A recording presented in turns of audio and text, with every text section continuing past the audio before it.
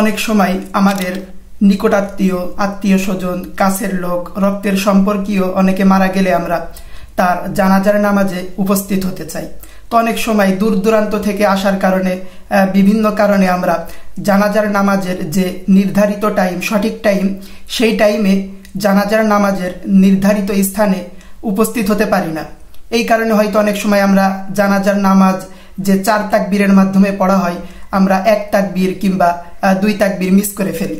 তো সেই ক্ষেত্রে আমাদের করণীয় কি, আমরা কিভাবে নামাজ আদায় করব, জানাজার নামাজ, সেটা আমরা জানার চেষ্টা করব। তো জানাজার নামাজের যে 4 তাকবীর, এই 4 তাকবীর হলো ফরজ। তো কোনো ব্যক্তি যদি জানাজার নামাজের কোনো একটি তাকবীর ব্যতীত জানাজার নামাজ আদায় করে, তাহলে সেই ক্ষেত্রে জানাজার নামাজ হবে না।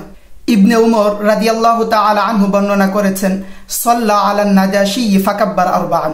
নবী করিম সাল্লাল্লাহু আলাইহি ওয়াসাল্লাম বাদশাহ নাজাশীর জানাজার নামাজ আদায় করলেন এবং তিনি 4টি তাকবীর দিলেন, অর্থাৎ 4টি তাকবীরের মাধ্যমে জানাজার নামাজ আদায় করলেন। তো এখান থেকে আমরা বুঝতে পারি যে জানাজার নামাজ এটা হলো 4 তাকবীর বিশিষ্ট, অর্থাৎ ইমাম সাহেব 4টি তাকবীর দিবেন এবং সাথে সাথে তার পিছনে যারা মুক্তাদি রয়েছে, মুসল্লি রয়েছে, তারাও এই 4টি তাকবীর আস্তে আস্তে বলে তারাও আর কি জানাজার নামাজ 4 তাকবীরের মাধ্যমে আদায় করবেন।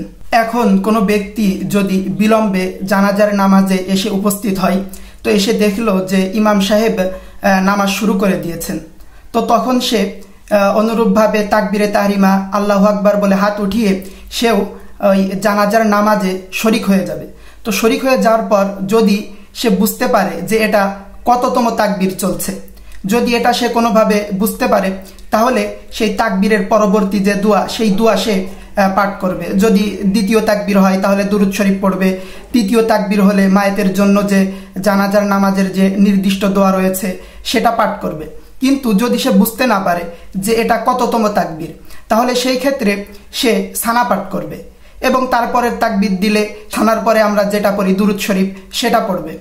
তো ইমাম সাহেব যখন তাকবীর দিয়ে সালাম ফিরাবেন, তখন তো ওই ব্যক্তি বুঝতে পারবে যে আমি ইমামের সাথে কতটি তাকবীর পেলাম। যদি দেখা যায় যে একজন ব্যক্তি ইমামের সাথে 2টি তাকবীর পেল, তখন সে বুঝতে পারবে যে তাহলে আমি 2টি তাকবীর মিস করেছি। কি ইমামের সাথে যদি কেউ 3 তাকবীর পায়, তাহলে 1টি তাকবীর মিস করেছে।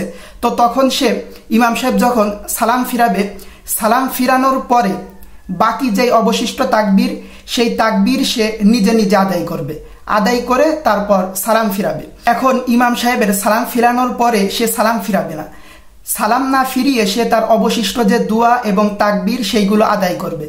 তো যদি দোয়া এবং তাকবীর উভয়টি যদি আদায় করার সময় পায় এবং এর ভিতরে মায়েতের যে খাটিয়া সেটা উঠানোর সম্ভাবনা না থাকে, তাহলে সেই ক্ষেত্রে সে তার অবশিষ্ট তাকবীর এবং দোয়া উভয়টি পাঠ করবে।